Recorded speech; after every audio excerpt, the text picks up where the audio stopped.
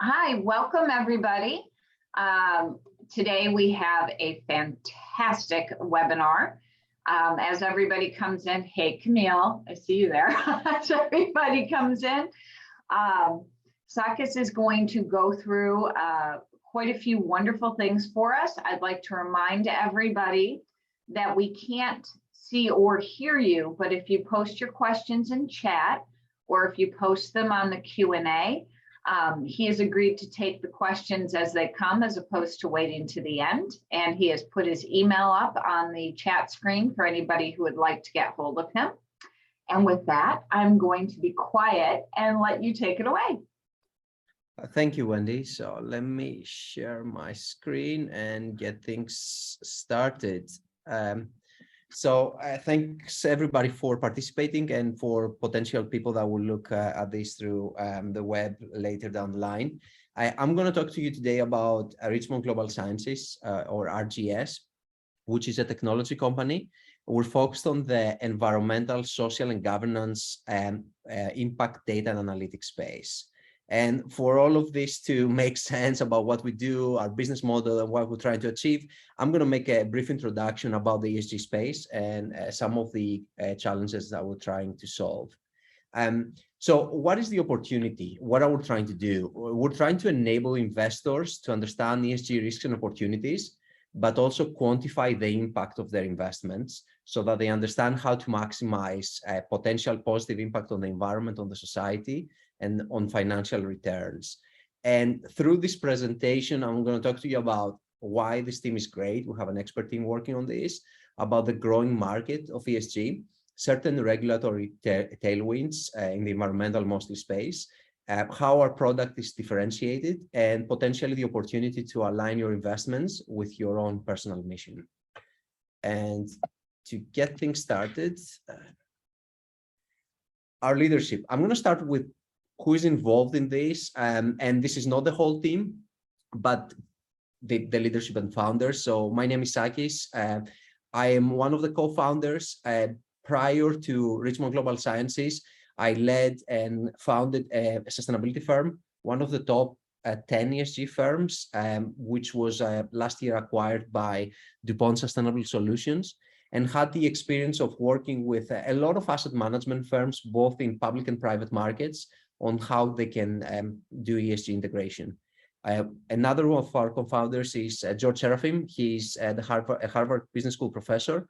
He's also recognized as one of the 20 most influential people in ESG investing by Barron's, with other names on that list, including Michael Bloomberg and Larry Fink, the CEO of BlackRock. The third co-founder is Peter Kellner. He's an investor and sustainability and entrepreneurial thought leader for over 20 years. He has a long track record investing in successful technology companies. Peter was also the founder of Endeavor Global, for the ones who know the organization. It's a non-for-profit that supports entrepreneurs with potential for economic and social impact in the regions. Endeavor has now over 500 members in 40 markets around the world, has helped 2,000 entrepreneurs and created over 3 million jobs, with a reported 40 billion in revenues generated by Endeavor entrepreneurs in 2021. And in our leadership team, we're also joined by Alan Bettridge, who is our Chief Revenue Officer. And Alan came from FactSet. He has over 20 years experience in selling financial data and technology solutions. So let me start kind of like introducing a little bit the space of ESG for the ones that are not that familiar. But I'm going to start with an unconventional way, talking about profits. And what I show in this slide is how nowadays we define success. The way we define success is we measure profits. And what we can see in the slide is profits per day for the most profitable businesses. This is 2019. Apologies for the relatively old data set. But what the point I want to make is that the way we understand success is pretty standardized across any company and sector. We look at profits. Some people might argue EBITDA is important, but still most of the businesses will first worry about their top line. And we have had success. So all of these profits have resulted in us having better transportation systems, in a lot of countries, abundance of food, Our smartphones are getting better and better. Technology is improving. So there's definitely have been tremendous success across industries, but not everything has been a success. So if we look at climate change or the effect of junk food and sugar to diabetes and obesity, banking scandals, and so on, the problem is that we're not really measuring all this. We have a great measure of profits and success in terms of dollar sign, but a lot of these problems are what economists call externalities, which is issues that companies create that are not being priced in. So for example, how much is the effect of Saudi Aramco in climate change or McDonald's obesity? The answer is a lot harder, and therefore our measure of success is actually distorted. So what we have seen over the last 3 decades, I would say, is that because of those problems that I just pointed out in the previous slide, advocates from various stakeholder groups, investors, employees, communities, consumers, regulators, have sought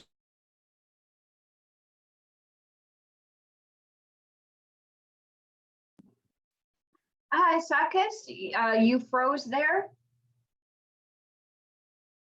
Are you able to reconnect or to hear us? Okay, everyone, if you just give it a minute, I think we can see on the screen right now the ESG boom and the global assets with the ESG mandate and the global risk report. And Sakis, if you can hear me, if you can try to reconnect, that would be great.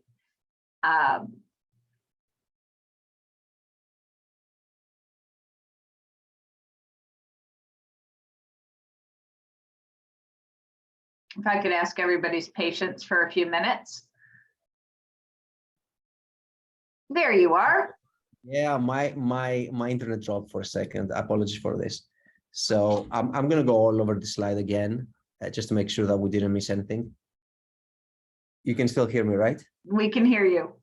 Okay, sorry for that. Yeah, so what I was saying is that over the last 3 decades, we have this explosion of ESG information coming from requests from regulators, from communities, from employees, from consumers.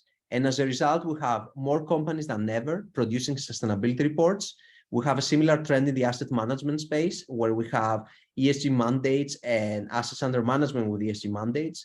A number of empirical studies, a growing number of empirical studies associating ESG with financial performance, emergence of stewardship codes in many countries around the world. And if you look, for example, on the World Economic Forum Global Risk Report, the top key risks now are around environment and some social risks. So we're talking about extreme weather events, climate change adaptation, biodiversity loss, whereas 10 years ago, if you looked at the same report, we look at asset price collapse and a slowing Chinese economy. So what this demand has created is a market for ESG data and analytics. This market is covered both by big data providers like the Bloombergs of this world, MSCI, but also smaller specialized firms. And the rise in spend for this ESG data and analytics is both because there's increasing investor demand for ESG funds and increasing regulatory requirements for ESG reporting and climate disclosure. The problem that we're having is that a lot of this data and analytics and a lot of the ESG 1.0 has focused on ESG risks.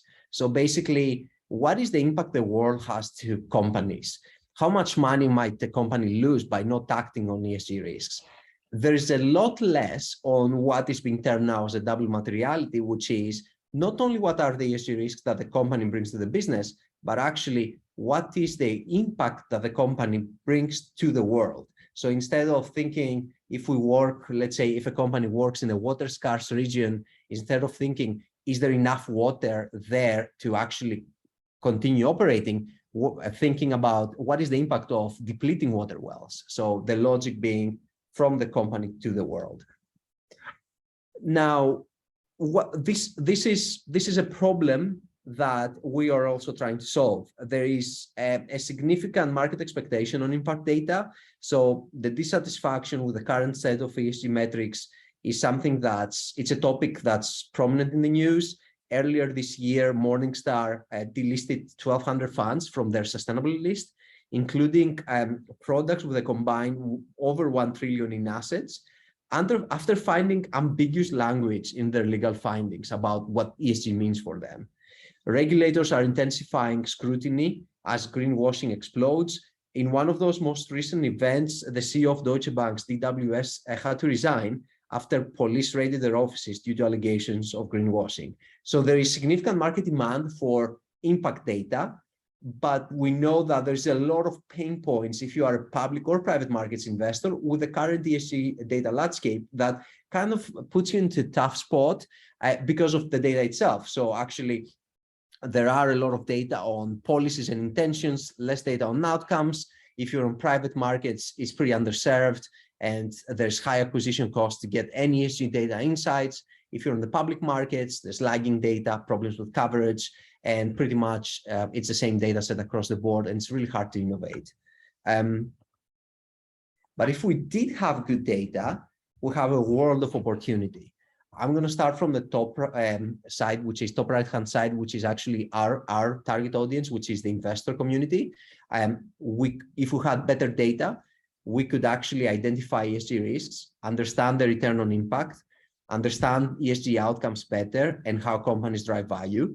If we had better impact data, companies could inform their product development and communicate better with their stakeholders. Regulators could make better policy making insights and support the policy making insights with better information. And of course, consumers need to be empowered and make purchasing decisions values-based, based on the impact transparency. And this is basically where we come in. And I'll talk to you about our solution, the RGS solution. So when we talk about ESG data right now, the most common solution is to have a score.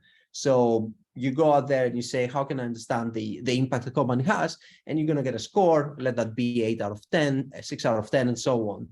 But this, although the human brain is used to having scores, at the same time, if we're thinking about investors and an investment decision, how can you use a score? Is it an A to buy? Is it a sell? Can you use it in a DCF model? Can you use it in a portfolio construction? Is it good irrespective of the industry? And so on.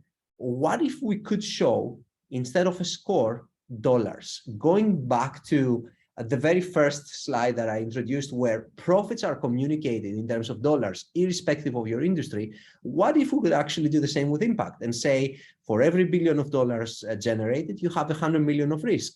Then you can have an impact-adjusted revenue and an impact-adjusted EBITDA. And it's a lot closer to what not just investors are used to, but also corporate managers.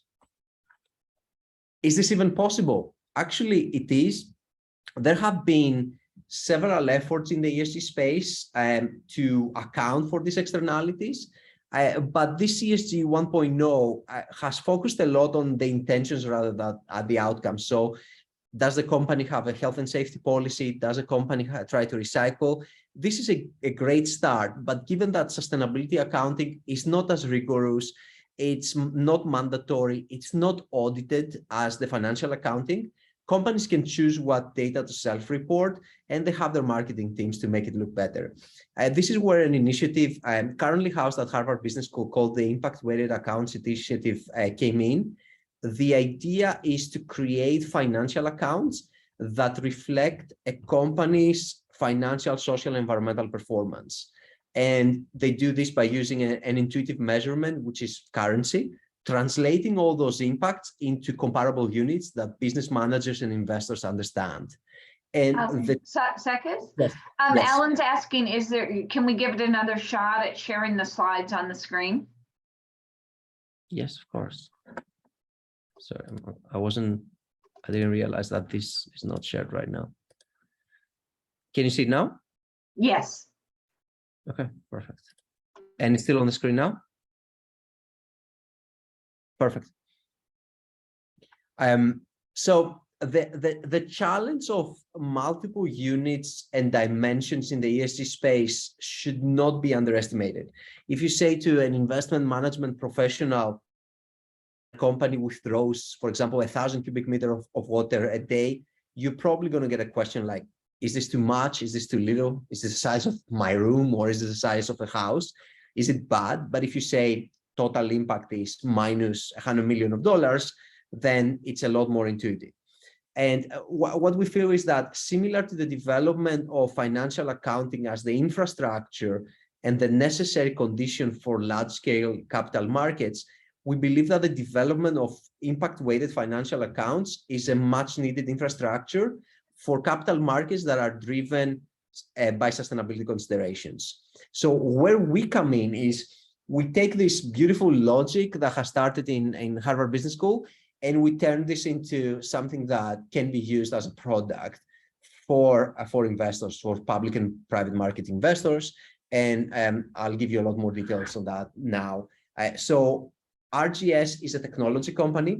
We're focused on ESG data and analytics. The impact intelligence platform is built to enable investors maximize the positive impact on the environment, on the society, and on financial returns. We differentiate in certain key ways. Number one is we are trying to be comprehensive and show a 360 assessment of a company's impact, which includes products and services. And I'll talk a lot about this and why this is important, and it has been a blind spot of ESG investing so far.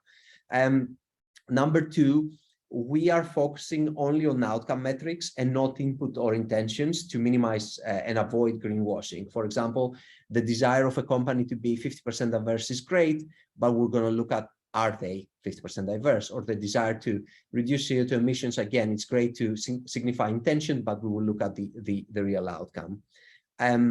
Avoiding greenwashing is part of what I just described. We have aligned our efforts with the Impact-Weighted Accounts Initiative.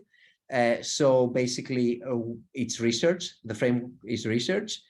Our analytics engine translates data into monetary values for easy comparison, not just across companies, but also across industries and impact dimensions, and making it easier to use it into a financial modeling framework. And all of this is accessed through a platform that is either a software as a service or a data as a service platform, depending on the use case. Now, at the high level, the use cases for our data include reducing risk, building value, and communicating performance. And this is achieved by either analyzing portfolios in terms of mitigating risks, monitoring target companies and understanding better, both from a fundamental equity research, public or private companies, and of course, reporting on impact and communicating that impact to stakeholders and regulators. What is our product? What's on our platform? We call it the RIFT platform. So we have what we call 360 impact assessments for public companies. The coverage now is growing to be over 8,000 companies. And we have models for private companies. It's a different use case there. We also have what we call a proprietary products and services industry classification system. And that's for investors that want to better understand exposure to certain products and services and which companies operate on those sectors. I will give you a lot more examples in a second on this. We have unique product level raw data and industry impact models. We have the ability to develop advanced thematic screens. We have mapped our data to the Sustainable Development Goals, which is a leading, I would say, impact framework that a lot of investors use. And we have established a strategic partnership with Smp Global that helps us both in terms of scaling the product, but also getting access to certain raw ESG data. Why product impacts? Product impacts is what I would call the blind spot of ESG investing right now. There are a lot of data on operations. So if you want to understand greenhouse gas emissions, there's multiple providers that can give you that view. A lot less data, I would say, on supply chain, but it's a lot harder to understand the complexity of supply chains right now and get a scalable solution in terms of data. And even less on products and services, on what is the impact that companies have after they sell a product to the consumers and to the society. So, for example, the health impacts through sugar and food products. Why is this important? Because it unlocks and uncovers new opportunities for investors.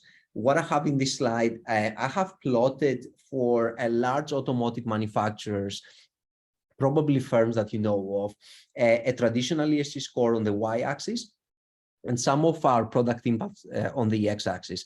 And what you will see is that some of the traditional ESG providers score Asian automotive manufacturers low because of the social and governance issues.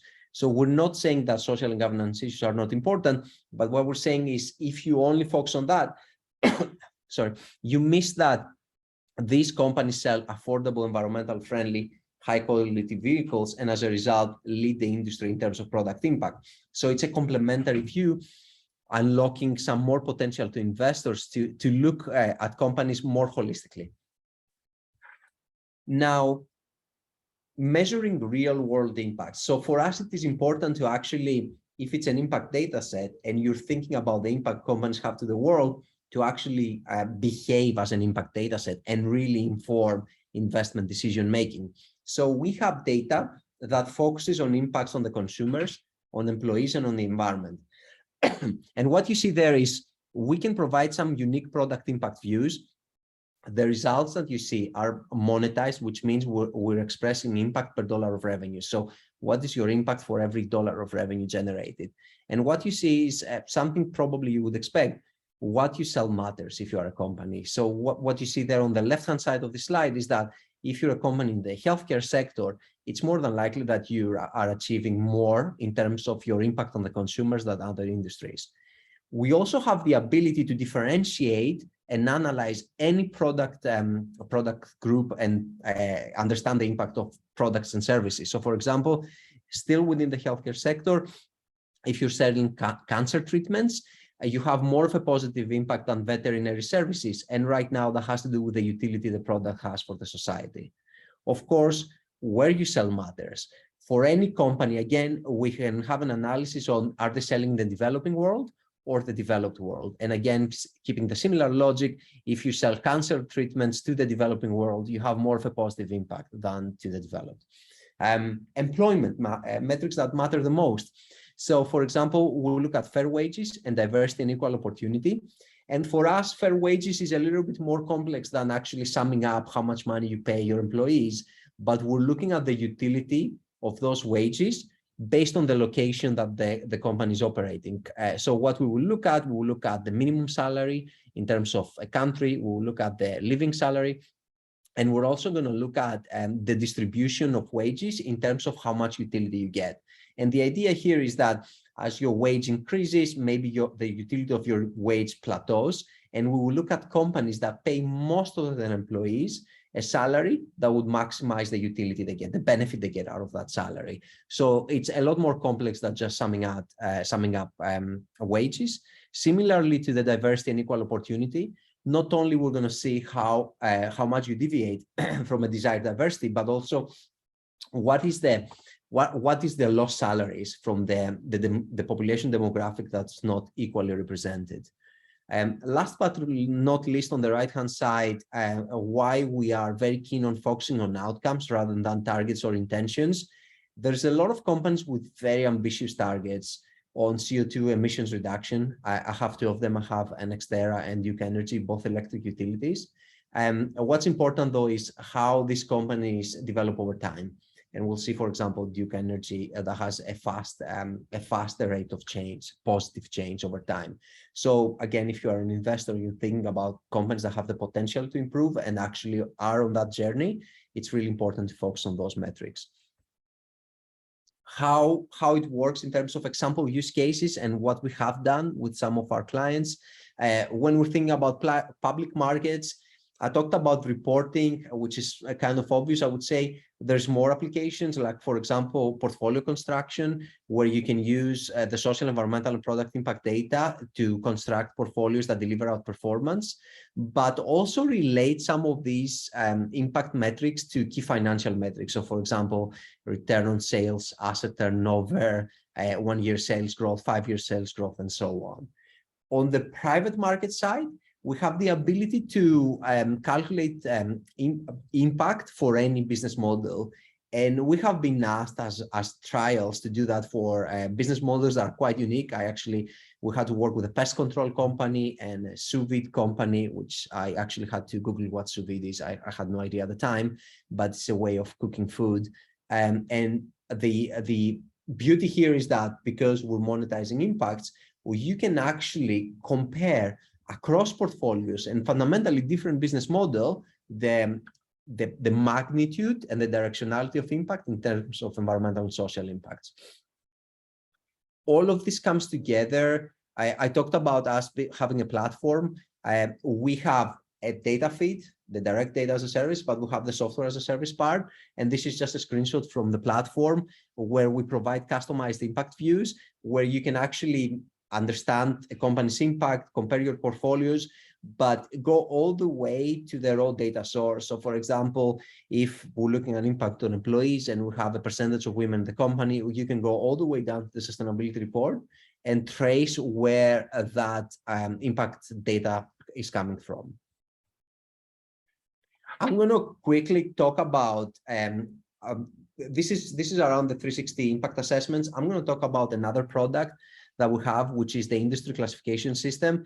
It is quite unique in this space, and it has allowed us to not only calculate those product impacts, but also scale this separately as an individual data offering for investors. And then I'll move on to our business model. So part of the challenge when you are looking about understanding the impact of your investments is understanding also what the companies you invest in are selling, and then how what they sell aligns to certain positive or negative outcomes. And the difficulty there is that if you start opening up financial reports, 10Ks and so on, it's very, it's not standardized. Companies will not report along the same lines about their business segment, and definitely not the same way about the product groups. And then it's even harder to map those product groups to key environmental and social impacts. And this is where we came in. I know this is a very busy slide, so apologies for this, but I'm going to show you an example for Unilever, a company that most of the people are familiar with. One of the most common classification systems, something called the Global Industry Classification System, will map Unilever as a personal products firm. And this is at the top line here. Of course, they do a lot more than that. And then they're very diversified. They do household products. They're even active on packaged foods and meats. Where we came in is we design certain product groups that reflect better what Unilever sells and map those product groups to impacts. And this is the green boxes that you see in the middle of the slide. And the blue boxes are company reported revenue lines. What this allows us to do is the following. If, for example, we follow this logic about Unilever being active in the packaged foods and meat space, and you say, but how is this? Is this good? Is this bad for a consumer? We have to look at what they sell. For example, now we know they do dairy products, which includes ice cream, but they also do other grocery, which includes tea. And then if you ask, how does that relate to impacts? For example, when we look about nutritional impacts and dairy products, we're going to look at sugar and what is, for example, the negative effect that sugar have in cardiovascular disease and diabetes. But if we look at tea, we're going to look at positive effects because of the health benefits you get associated to consuming tea. Or if we want to look at food waste impacts, we're only going to focus on the packaged foods and meats versus other products that Unilever does on the hygiene or beauty care segments. The idea there being is that in the absence of that granularity, you have no idea on if that company sells something that's positive or negative with respect to their social and environmental impacts. But once you have this view and the associated company revenues, number one, you can build the logic. Number two, you can understand better your investments. You can even understand competition across those business segments. Or for example, if Unilever was to diversify their dairy products by acquiring, let's say, another company, you could filter and see all the companies that are within the dairy products segment and have low nutritional impacts. And this could be acquisition targets for Unilever and so on. So there's multiple applications of that data set for an investor. Now about our business model. So let me talk to you about how we bring all this to market. Again, the business model is a software as a service platform and a subscription data service. So software as a service and data as a service. The traction to date. So what we have done so far is we launched the product officially end of May. and we're trying to scale through achieving the right kind of partnerships. So we have two strategic partners. We have Smp Global and the Boston Consulting Group. Smp Global has helped us a lot in the public markets, and with the Boston Consulting Group, we have a partnership to create traction in private market with private markets investors. So that's mostly private equity. We have brought our product to marketplace partners, and I have a list of those there, where we can actually accelerate by redistribution. We have been running certain public market pilots and have been featured in leading industry reports. Some of the big names there, you see Morgan Stanley, Neuberger, Berman, Calvert, and Rockefeller Capital Management. And similarly with private markets, we're running pilots with some of the biggest private equity houses.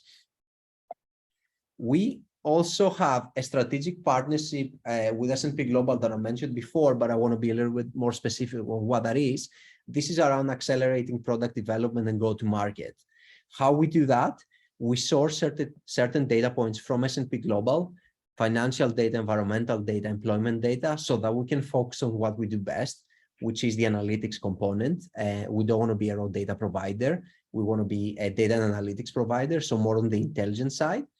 And we're also getting a lot of help from Smp in terms of market validation and getting the product to market by accessing a wider distribution channel, and further down the line, potentially new product development. There's a lot going on this slide on our product roadmap, but we have a very exciting product roadmap for this year and next that includes building more capabilities in terms of the impact assessment, addressing some of the regulatory demand that's coming with in Europe with the EU taxonomy and SFDR, all the way to real-time impact assessment of new product launches and releases. If there's questions on the product roadmap, I'm happy to take this later. Now, the competitive landscape, of course, there's competition in the space, and I want to talk to you a little bit about how we see ourselves. There's two sides in this ESG story. There's what I would call the traditional ESG, the version 1, which is dominated by the big data providers like Bloomberg, Thomson Reuters, Refinitiv, and so on. They provide a world of ESG data.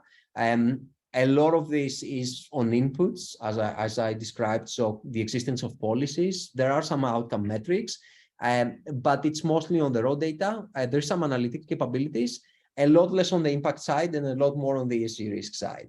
Then there are data providers that focus on impact, like RGS. And this can be either specialists, so only environmental, or on the holistic side, so not just environmental, but also environmental, social, and governance. What we have seen also, there is a significant consolidation among ESG data providers, and this landscape that I showed there is changing pretty much on a daily basis. Several big financial companies have looked to build out their ESG data offerings by M&A and through acquisition. So, for example, Moody's have made multiple deals in the last 3 years. Institutional Shareholder Services, ISS, has acquired 4 ESG data and research providers since 2015. MSCI and Smp Global are doing the same. And I was actually reading in the news, even IBM has acquired earlier this year Envizi to add ESG analytics tool in the services. And IBM has not been a traditional provider of those data and analytics. So we see more and more big players moving in the space. What are we trying to do? How are we trying to scale? We're actually seeking a $5 million investment. Our intention is to grow revenues both organically, but also through the Smp commercial partnership. We have modeled how this can look like. Either that's an organic growth through our sales channels or with the Smp commercial partnership growth. The global spend on ESG data analytics is set to increase significantly. So what I have there is that it's moving from 2 billion to 5 billion by 2025. So it's a very exciting space to be. And we are keen to be part of it and capture over time a significant segment. So that's the investment opportunity. In terms of the market segments and the kind of like going more on the target addressable market, our primary target audience is our institutional investors, that being asset managers, asset owners, and so on. covering both public and private markets. What I have on this page, what I have on this table is some numbers. We have over 4,000 firm signatories to the Principles for Responsible Investment, which is a network of financial institutions working towards understanding what ESG integration means and implementing that in their investment and ownership decisions. So these are, I would call them, these are the believers right now in the market. These are organizations that have committed to use ESG metrics in their analysis and the decision making. And now the market is not just that. This is our primary target audience, but we see an opportunity to move to publicly listed companies and potentially helping them on their strategy journey, and retail investment platforms and B2C sales platforms, but that's later down the line. Where we want to invest resources and money, product and technology, as you can expect. So improving our analytics functionalities, developing seamless integration with customer workflows, that's the key right now, a key ask. The ESG team, of course, expanding the impact data, continuing this innovation on the framework development, keep bringing new things like product impacts, like the classification that I spoke about, so keeping on that front. And of course, sales and marketing, increasing their lead generation and putting out thought leadership and building the brand awareness. What I think we are witnessing is a transition, and that's why I think this is a great opportunity, because the same way that we move from an agriculture economy to an industrial economy and then to a service economy, we're now moving to an impact economy. We're trying to understand better what is the impact of a company's operation on the environment, on the employees, on the communities. From an investor perspective, how can my money be aligned to my principles? And from a consumer perspective, more and more consumers are asking, what is the impact of the products they're actually consuming? The challenge we're having here, and this is why, again, why I'm excited, is that this is a systemic change. And what that means is that to have that transformational change, it will be hard. And when any innovation is adopted in the market, it takes a number of years for that innovation to diffuse and penetrate. And firms that want to make that transition, they face challenges. They face cognitive barriers, right? People think that this is not happening. They face challenges in terms of believing that these new practices might have lower margins, might not make in the same amount of money if we start integrating impact data. And of course, you have organizations that can't get it done because they don't have the organizational capabilities to get it done. The simplest example you have seen in the space is automotive manufacturers that don't have the electrical engineers to electrify their fleet, and they're left behind. Or, for example, because they have a distribution of a network of selling cars rather than these capabilities within their firms. Or, for example, the same problems we've seen with pharma firms, where they're pricing the medicine volume based on value based. So it's hard for organizations to make that transition, but we still believe the transition is happening. So let me bring everything together now and start kind of like creating the summary of all this. Why I believe this is an exciting opportunity. I mentioned those 5 things at first, but I want to bring it back. We have a team that's an expert team in ESG. We have been working on these topics for collectively over 20 years. And we believe we're innovating and pushing the market forward with data and analytics that will shape how capital markets make decisions. This is a growing market. As I said, the global spend on ESG data and analytics is set to increase from 2 billion to 5 billion, from 2 billion in 2020 to 5 billion in 2025. And I talked to you about the believers. We have thousands of organizations that have actually committed to use ESG metrics in their analysis. And also the number of these organizations is growing at an annual rate of 17% year on year. We have regulatory tailwinds, and that's important because we have seen the demand coming, of course, from Europe primarily, where the European Union has been leading the efforts mandating detailed disclosure of ESG across a range of issues. from companies and investors operating in or within the European zone. But this is not just it. Actually, in the United States, the SEC very recently proposed rules to enhance and standardize climate-related disclosures for investors. And what we think is there's no going back on ESG and taking a compliance-only mentality, but you have to, this is a very high-risk strategy for companies and investors. You need to keep innovating. We have a differentiated product. The product brings products and services, ESG impacts that were not there before, and this is quite new in the market, and also the ability to monetize impacts, turn it into dollar figures, and actually be able to compare industries, companies across industries, companies across sectors, and also different impact dimensions. And last but not least, especially for family offices, the opportunity is to align your investments with your own personal mission.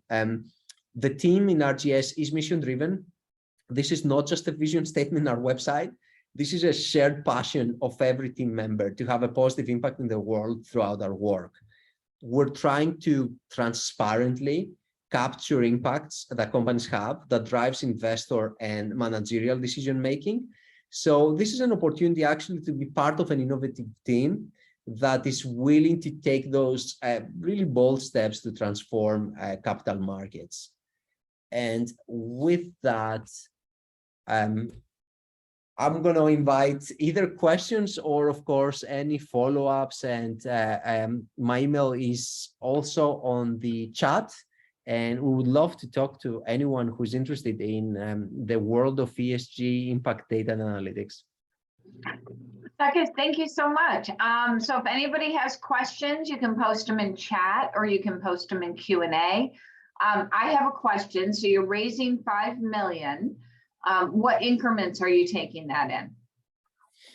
So we are pretty open to discussing that. So right now we are in conversations with our strategic investors and a few VC investors on the lead investor.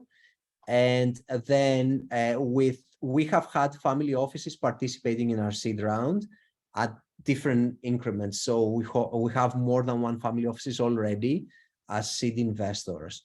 So we are open to discussing the specific increments. Okay, fantastic. If anybody would like to, let me see if I have a raised hand here. Anybody would like to post in Q&A or chat? Otherwise, you get to hear me keep going. So you kind of talked about what's driving some of this. What is going to drive the use of this the most, besides how corporate is changing? I do see some pushback. I know I watch mainstream media, not just everything on YouTube, and I see some companies really kind of going all in, some companies not. You said you were looking at institutional investors. I assume that certain families, since they were in seed round, would also be acceptable. But what's going to really push this to be the way business is done 10 years from now? Without a thought, I'm going to go on this and I'm going to check it out before I do anything. Yeah, no, that's an excellent question. I believe this is the equivalent of what accounting did in the early 1900s, where before that, before we had this logic where you can put any business model in a financial statement and you have your GAAP or IFRS, depending on what that taxonomy is, and we can describe very well profits and we can describe very well costs and so on, and we understand the health, the financial health of a business. In the same way, adoption of impact-weighted accounting would be critical to understand the health of a business also with respect to all these ESG risks and opportunities. We kind of reached the limit of using the ESG 1.0, which is all these policies and intentions and all these input metrics for investors or even for companies to understand where they stand. And we need to move on to the 2.0, where we're thinking about how can you make actually decisions based on an expectation of impact. How can we understand if actually companies are polluting the environment on an absolute basis rather than a relative basis. For example, I use this example with deforestation. A lot of companies have a deforestation policy, but forests keep disappearing. How can we stop that, right? And the only way to stop that is if you really account for impact and stop hiding behind all these comparative scores and all these metrics that don't matter. So eliminating greenwashing would be key, and then understanding that the infrastructure for reporting needs to be there for us to move on to a world where we account for impact. Fantastic. And someone has told me that my chat is not showing, it's showing to me. I'm going to read out the email for all of you very slowly in case you're not seeing the chat. So it's S, A as in apple, K, I, S, dot, K, O, T, S, A, N, T, O, N, I, S, at RGS, RGS, CIENCES.com. I will also let you know that Arthur almost always sends out an email after we have one of these sessions to connect you all. So you should be connected, but if for some reason you are not connected, please feel free to reach out to Arthur and he will do that for you. And I apologize if you're not able to see the chat. I'm going to take it down and then bring it back up. So I might try to repost on my email again. Yeah, I think you had it to hosts and panelists, so just make sure you click down to everyone. Yes, you're right. Okay. If anybody else has any questions, now's your chance to ask them. Otherwise, we're going to let you get back to your family this afternoon. Did it post out? Yeah. No, to hosts and panelists. For whatever reason, I don't have the option to do everyone. I'm not sure why. Okay. All right. That's weird. I'm going to type it in one more time, folks. But again, Arthur should be able to get it out to you. And it's my first name dot my surname, long Greek surname at rgsciences.com. Okay. So I put it back in. Hopefully you can see it. All right. Well, I just want to thank you so much for joining us. That was fascinating. I feel like I had a class with those slides. Is Arthur going to? Do you know if he's going to share those slides, because they were really great? I think he will. I'm going to send them through anyway, so we're more than happy for the slides to be shared. Okay, I really appreciate that. Now, I don't think I've ever asked anybody I've done this with for a copy of the slides, but those were really good. Thank you. Well, thank you so much for sharing your afternoon and our morning with us. And everybody, have a great day. Thank you. Bye-bye.